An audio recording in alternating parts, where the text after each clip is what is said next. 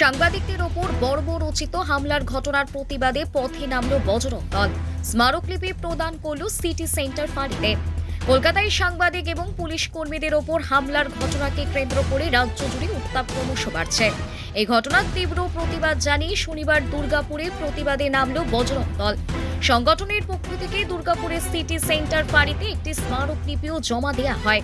সংগঠনের দাবি, গণতান্ত্রিক পরিবেশে সংবাদ মাধ্যমের কর্মী ও পুলিশ বাহিনীর ওপর হামলা কোনোভাবেই মেনে নেওয়া যায় না এবং দোষীদের বিরুদ্ধে কঠোর ব্যবস্থা গ্রহণ করতে হবে। শুক্রবার কলকাতায় ককরোচ জনতা পার্টির একটি পদযাত্রা অনুষ্ঠিত হয়। সেই কর্মসূচির খবর সংগ্রহ করতে বিভিন্ন সংবাদ মাধ্যমের সাংবাদিকরা উপস্থিত ছিলেন। অভিযোগ, সেই সময়ই একদল দুষ্কৃতী সাংবাদিকদের ওপর হামলা চালায়। ঘটনায় একাধিক সাংবাদিক আহত হন এবং তাদের মধ্যে কয়েকজনকে হাসপাতালে ভর্তি করতে হয় বলে জানা গেছে।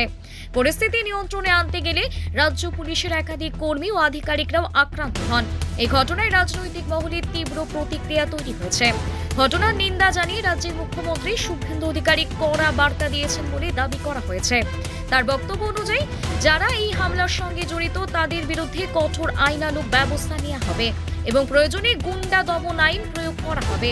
এই ঘটনার প্রতিবাদে শনিবার দুর্গাপুরের বজরং দলের কর্মী সমর্থকেরা সিটি সেন্টার ফাঁড়ির সামনে বিক্ষোভে শামিল হন। পরে পুলিশ প্রশাসনের হাতে একটি স্মারকলিপি তুলে দিয়ে দ্রুত দোষীদের গ্রেপ্তার ও কঠোর শাস্তির দাবি জানান তারা। দুর্গাপুর বজরং দলের ৮ নম্বর ওয়ার্ডের সভাপতি জিৎ চক্রবর্তী বলেন, কলকাতায় যে ঘটনা ঘটেছে তা অত্যন্ত নিন্দনীয়। সাংবাদিক এবং পুলিশ কর্মীদের ওপর এই ধরনের হামলা কোনোভাবেই গ্রহণযোগ্য নয়। আমরা এই ঘটনার তীব্র প্রতিবাদ জানাচ্ছি এবং দোষীদের বিরুদ্ধে কঠোর ব্যবস্থা নেওয়ার দাবি করছি।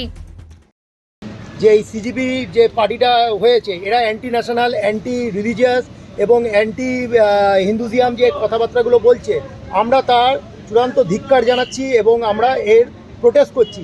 এবং আপনারা দেখে থাকবেন, যন্তর মন্তরকে পুলিশকে ধরে পেটানো হয়েছে এবং পুলিশের প্রতি যে বর্বরতার ওরা পরিচয় দিয়েছে, এটা কোনো স্টুডেন্টরা করতে পারে না।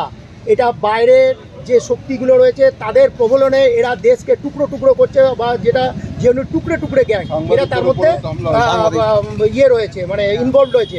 আপনারা কালকে দেখবেন যে কালকে কলকাতাতেও হয়েছে, পুলিশের ওপর বোতল ছোড়া হয়েছে, সাংবাদিকদের বেধড়ক পেটানো হয়েছে, প্রেস ক্লাব থেকে সেটাকে নিয়ে প্রোটেস্ট করা হয়েছে।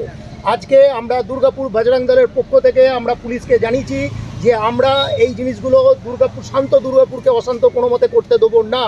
তার জন্য আমরা আজকে অরবিন্দ ফাঁড়িতে, আমরা অরবিন্দ থানাতে আমরা জানিয়েছি, আমরা আমাদের এখানে সিটি সেন্টার আইসিতে জানিয়েছি এবং প্রেস ক্লাবের মাধ্যমে, আপনাদের সাংবাদিকদের মাধ্যমে আমরা সকল ছাত্রছাত্রীকে হাত জোড় করে অনুরোধ করছি।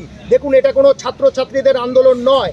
আমরা ছাত্রছাত্রীদের যে মাংটা রয়েছে আমরা সাপোর্ট করি, বজরং দল থেকে সাপোর্ট করি, প্রত্যেকটা ভারতবর্ষের প্রত্যেকটা নাগরিক কিন্তু সাপোর্ট করে।